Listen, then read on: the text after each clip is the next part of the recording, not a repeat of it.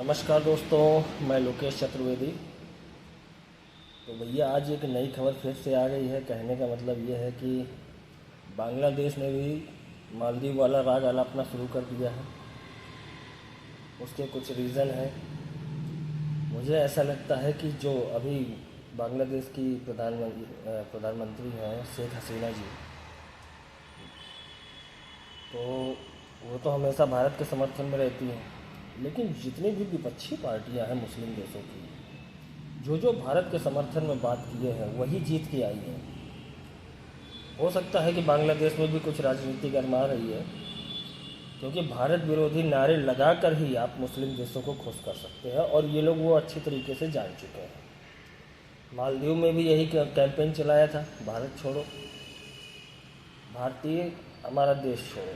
कहने का मतलब ये है, यही काम आज से ये शुरू कर दिए हैं बांग्लादेशी।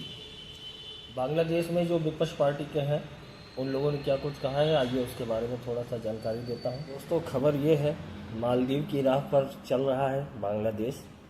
विपक्षी नेता ने शुरू किया इंडिया आउट अभियान। भारत और बांग्लादेश अब मित्र नहीं रहे, उनका ये कहना है। और ये सब हो रहा है, पूर्व प्रधानमंत्री जो बेगम खालिदा जिया के नेतृत्व वाली पार्टी थी ना, जिसको बोलते थे नेशनल पार्टी, बीएनपी, भारत विरोधी अभियान शुरू किया है। और इसमें यह कहा गया है इंडिया आउट। मतलब कहने का है, भारत को निकालना शुरू करो और आप लोग चुनाव जीतो। क्योंकि देश में जब से ये राम मंदिर वाला, आप लोगों ने देखा है कि जब से राम मंदिर बनना शुरू हुआ तब से इतनी मिर्ची लगी है, जितने भी मुस्लिम देश कंट्री हैं उनको इतनी मिर्ची लगी है, उनको नया मुद्दा मिल गया है कि मुसलमानों को अगर खुश करना है तो भारत विरोधी अभियान शुरू कर दो। भारत के पड़ोस में जितने भी मुस्लिम देश हैं सब अभी यही राग आलापना शुरू कर दिए। इससे हासिल कुछ नहीं होने वाला है, वो अपनी ही राजनीति गंदी कर रहे हैं। भारत जितनी मदद करता है ना उन लोगों की, ये सपने में भी नहीं सोच सकते हैं। और ये जो कांड कर रहे हैं ये इनके लिए अच्छा नहीं है।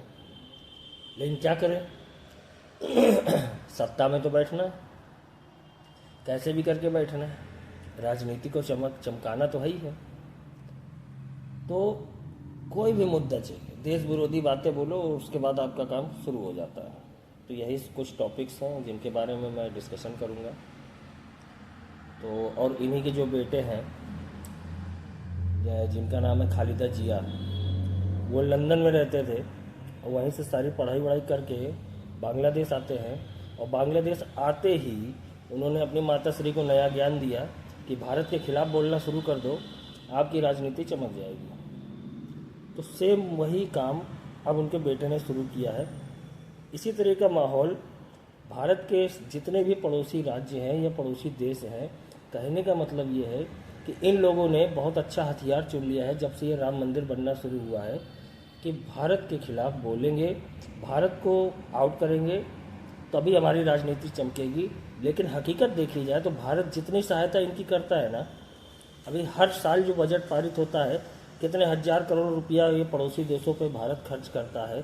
जबकि चाइना इसी पैसे का दुरुपयोग करता है, भारत तो फिर भी एक सहायता रूप में देता है। चाइना तो कभी सहायता करता ही नहीं है, वो हमेशा एक कर्ज डालता है, कर्ज न चुकाने पर उस देश की ज़मीन हथिया लेता है। फिर भी ये लोग बैठेंगे उसी की गोद में। रीज़न क्या है? क्योंकि चापलूसी उससे अच्छी कोई नहीं कर पाता। क्योंकि राजनीति भारत के खिलाफ बोलने से ही चलेगी।